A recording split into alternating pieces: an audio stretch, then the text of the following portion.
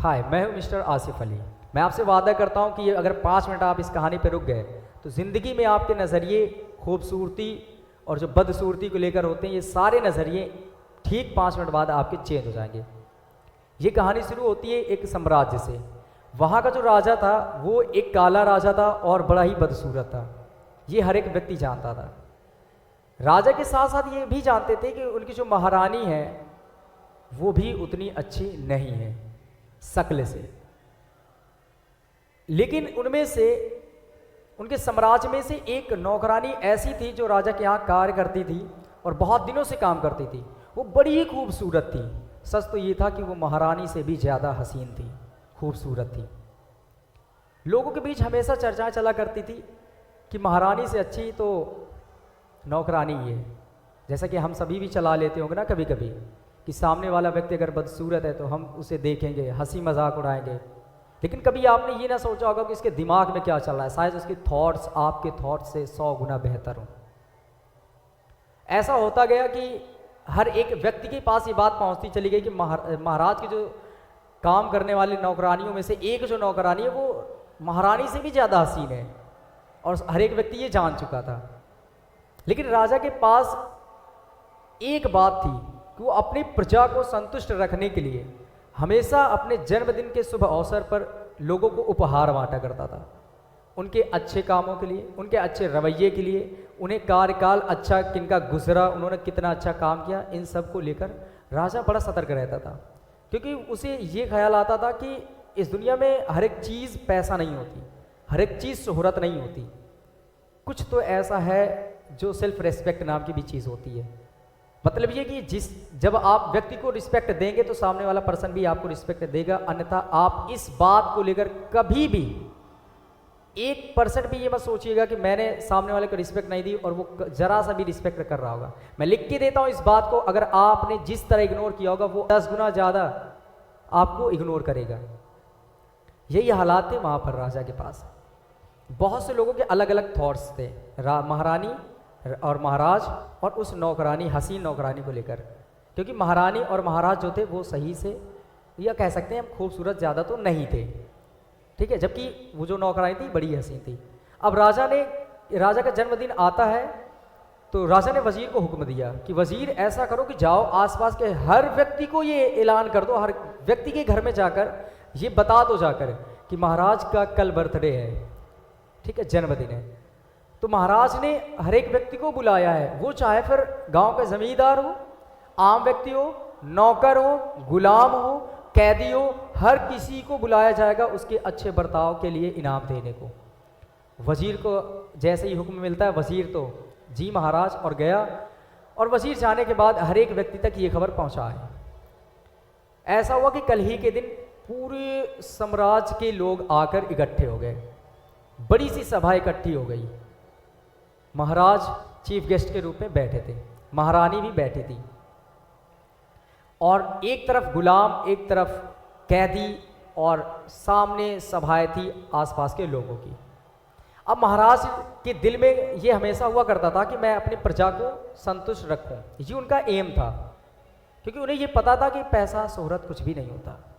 जबकि आज की दुनिया में बहुत से व्यक्ति ये मान चुके हैं कि पैसा ही सब कुछ है, लेकिन सच ये नहीं है। आप हमेशा याद रखिएगा, आपके पास पैसों की कीमत और आपकी ज़िंदगी की कीमत, हर एक चीज़ की कीमत अलग अलग जगह पर अलग अलग होती है। जैसे कि मैं आपसे कहता हूँ, एक ही एग्जांपल देता हूँ। सपोज करो कि आपकी माँ को कुछ हो जाता है। मान लो आप यहाँ फॉरेन पे हैं और फॉरेन पे आपको पता चला कि आपकी माँ को कुछ हो गया है, लेकिन अगर आप 2 घंटे पे पहुँच सकते हो तो आपकी माँ बच जाएगी। लेकिन आपके पास बहुत तादाद पे पैसे हैं, अरबों खरबों की तादाद पे पैसे हैं। आपके दिमाग में सबसे पहली बात क्या आएगी? आप क्यों ये बात सोचेंगे ना कि कोई मुझसे पूरे पैसे ले ले, बस मुझे मेरी माँ के पास 1 घंटे से पहले कोई पहुँचा दे जिससे मेरी माँ की ज़िंदगी बच जाए। कहाँ गए फिर वो पैसे जिनमें बड़ा आपको नाज था कि मेरे पैसे हैं, मैं पैसों सब कुछ कर लूँगा? आपके दिमाग में उस समय पैसों की कीमत 0 थी। ठीक ऐसी ही खूबसूरती और लक के बीच बड़ा फ़र्क होता है। ये मैं आने वाली इस कहानी पे समझाता हूँ। बहुत से लोग होते हैं ना, खूबसूरत को देख के खुश होते हैं और बदसूरत को देख के बड़ा चिढ़ते हैं कि यार ये बड़ा, और उसका मजाक उड़ाते हैं। ठीक ऐसी जो उनमें से एक नौकरानी थी जिसको बड़े हसीन सब लोग समझते थे, उसके थॉट्स भी कुछ ऐसे ही थे कि मैं हसीन हूँ, मुझसे हसीन कोई नहीं। और उसके अंदर एक जीलसी होती थी कि नहीं मैं ही मैं हूँ। और जिस समय मैं शब्द आता है ना, बड़ा ही खराब होता है। उसके थॉट्स में ये चला करता था कि मैं महाराज की एक दिन बेइज्जती करूंगी। आखिरकार वो दिन आ ही जाता है। अब महाराज ने एक एक व्यक्ति को बुलाता है और बुलाने के बाद उन्हें उनके अच्छे कर्मों के लिए, अच्छे कामों के लिए, अच्छे बर्ताव के लिए इनाम देता है। इनाम देते गए, प्रजा खुश होती गई और तालियों के गूंज के बीच चलता रहा, महाराज की जय हो, महाराज मेरे बहुत अच्छे हैं, राजा हो तो ऐसे ही। लेकिन कुछ समय का पल था ये खुशियों वाला। अचानक कुछ समय बाद ऐसा होता है कि जब सब लोगों को इनाम बांट दिया जाता है, अब बात आती नौकरानियों की। कई नौकरानियों को इनाम दिया गया, फिर उन्हीं के बीच में से वो हसीन नौकरानी का इनाम देने का नंबर आता है। अब ऐसा होता है कि जब राजा ने बुलाया कि आप भी आइए और आप अपने अच्छे कामों के लिए इनाम ले जाइए, और वो खुश होता था कि मेरी नौकरानियों में से हसीन नौकरानियाँ भी हैं, अच्छी भी हैं। लेकिन नौकरानी के दिल में कुछ और ही चला करता था। नौकरानी आती है और सभा में चारों ओर देखती है और कहती, महाराज मैं आपसे कुछ कहना चाहती हूँ। तो महाराज तो दिल के बड़े प्यारे थे। महाराज ने कहा कहिए ज़रा, मैं हर बातें आपको सुनने के लिए तैयार हूँ। उस नौकरानी के दिल में भरा जो जहर था वो उगलने लगे और उसके हर एक जहर जैसे लफ्ज़ बाहर आने लगे। उसने पहले अपने सेंटेंस में कहा कि महाराज आप बहुत ही काले हैं। महाराज ने सुना और उसे ये बात पहले से ही एक्सेप्ट कर ली थी महाराज ने, क्या मैं काला हूँ और बदसूरत हूँ।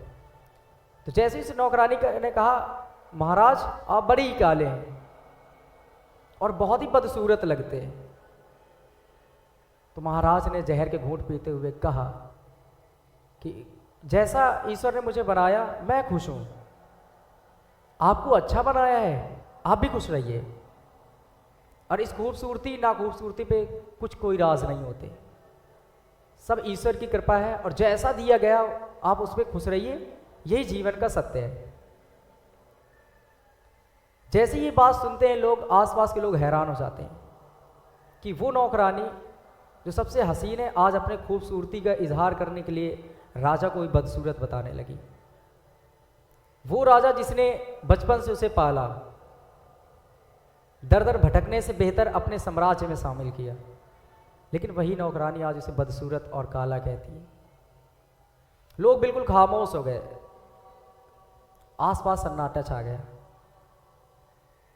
इतनी बात सुननी थी राजा की, नौकरानी एक बार और कहती है कि महाराज मैं एक बात और कह दूं, क्योंकि उसके दिल का पूरा जहर अभी बाहर नहीं आया था। क्योंकि खूबसूरत लोग बहुत खूबसूरत भी हो सकते हैं और खूबसूरत लोग बड़े ही बदसूरत हो सकते हैं थॉट्स के मुताबिक। कुछ ऐसा ही था इस नौकरानी के अंदर। ये नौकरानी दोबारा चारों ओर देखती है और थोड़ा सा मुस्कुराते हुए कहती है महाराज मुझे एक बात बताएंगे आप। तो महाराज तो बड़े ही प्यारे थे ना, उन्होंने कहा कहिए ज़रा, कुछ और भी कहना चाहती हैं? उन्होंने कहा हाँ जी मैं कहना चाहती हूँ। अब लोग बिल्कुल खामोश हो गए कि क्या इतने से इनका मन नहीं भरा। इतने प्यारे महाराज को जिनकी आदतें यूं कि प्रजा के लिए हमेशा इनाम देते, और आज कुछ और भी कहना चाहती हैं। लोग बिल्कुल कान अपने लगाए हुए थे कि ये क्या कहना चाहती है। तो उसके आखिरी सेंटेंस दिल दहला देने वाले वाक्य थे उसके। उसने कहा महाराज मुझे एक बात बताइए, जिस समय ईश्वर हुस्न बांट रहा था, हुस्न का मतलब खूबसूरती, जिस समय ईश्वर हुस्न बांट रहा था तो क्या आप उस लाइन पे खड़े ना थे? उनमें से बहुत से लोग नौकरानी के थॉट्स वाले भी थे, छोटी सोच वाले। वो हंसने लगते हैं, मुस्कुराने लगते हैं, कुछ तो ठहाके लगाने लगते हैं कि अच्छी कई बात है। लेकिन उनमें से बहुत से लोग ऐसे थे जिनकी नज़रें झुक जाती हैं, क्योंकि वो सुन नहीं पाते इस बात को कि एक वो नौकरानी होकर ऐसा कह रहे कि जिस समय हुस्न बांट रहा था ईश्वर आप उस लाइन पे ना लगे थे। ये बड़ी बेहयाई वाले शब्द थे। महाराज की आंखें भर आती हैं। जो राजा था उसके आंखों से आंसू बहने लगते हैं। तो उसने कहा कि क्या मैं आपको कुछ कह सकता हूं? नौकरानी कहती जी महाराज बताइए, मुस्कुराते हुए कहते जी महाराज बताइए क्या आप कहना चाहते। उसने बड़े प्यार भरे लफ्जों में कहा, थोड़ी सी गमगीन आवाज में। राजा कहता है मैं चाहता तो ना था कि मैं आपको कुछ भी कहूं, लेकिन अगर आपको आपकी खूबसूरती पर इतना ही नाज है तो ज़रा मैं आपको कुछ बातें कहता हूं और दिल की गहराई से सोचना ज़रूरी से। कहता सुनो ज़रा, जो आप बात कर रही थी ना खूबसूरती की, और मुझसे जो कह रही थी ना कि जब ईश्वर हुस्न बांट रहा था तो आप किस लाइन पे खड़े थे, क्या खड़े नहीं थे क्या? हम लोग भी आपस में कह देते हैं ना कि यार तुम्हारे पास अक्ल नहीं है, जब ईश्वर अक्ल बांट रहा था तो क्या उस लाइन पे खड़े नहीं थे क्या? बड़ी शर्म करो इस बात को लेकर के कि आपने किसी व्यक्ति को कहा कि जब अक्ल बांट रहा था तो कहाँ खड़े थे। ये बड़ी शर्म की बात है, क्योंकि हर एक व्यक्ति के जहन या दिमाग जैसा नहीं हो सकता। लेकिन अब ज़रा थॉट सुनिए राजा के। राजा ने कहा कि सुनो ज़रा, जिस समय ऊपर वाला हुस्न बांट रहा था और आप हुस्न की लाइन पे सबसे आगे लगी हुई थी ना, उस समय मैं उसी के बगल में सबसे छोटी लाइन लगी थी जिसका नाम था नसीब। मैं उस लाइन पर लगा हुआ था और ईश्वर ने मुझे खूबसूरती तो नहीं दी, मैं काला हूँ, बदसूरत हूँ, लेकिन ईश्वर ने मुझे ऐसा नसीब अता किया है, ऐसा नसीब दिया है कि आज मैं उसी नसीब के बदौलत मैं एक राजा बना। और तुम्हारी जो खूबसूरती लिए उस लाइन पे खड़ी थी सबसे आगे, तुम्हारा नसीब इतना गंदा रहा कि तुम आज इस बदसूरत राजा की नौकरानी हो। जैसी ये बात सुनती है वो नौकरानी शर्म से अपने सर को नीचे कर लेती है और उसकी आंखों में भी आंसू आ जाते हैं।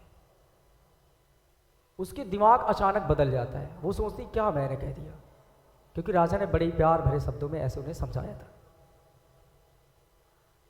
अब वो नौकरानी शर्म से सर ऊपर ना कर रही थी। लोगों ने देखा कि राजा के थॉट्स इतने अच्छे, इतने प्यारे हैं। राजा के लिए सभी व्यक्ति जितने बैठे थे सर ऊपर करते और तालियों से पूरी सभा गूंज जाती है। फिर से जयकारे लगने लगते हैं, महाराज बहुत अच्छे हैं, महाराज की जय हो। लेकिन राजा देखता है कि सभी व्यक्ति तो खुश है, लेकिन वही नौकरानी सर नीचे झुकाए हुए खड़ी है।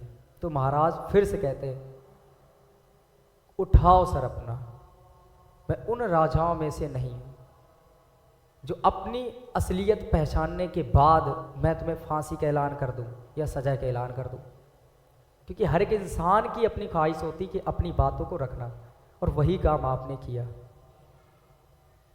इसमें कोई दो राय नहीं कि मैं बदसूरत था और काला था।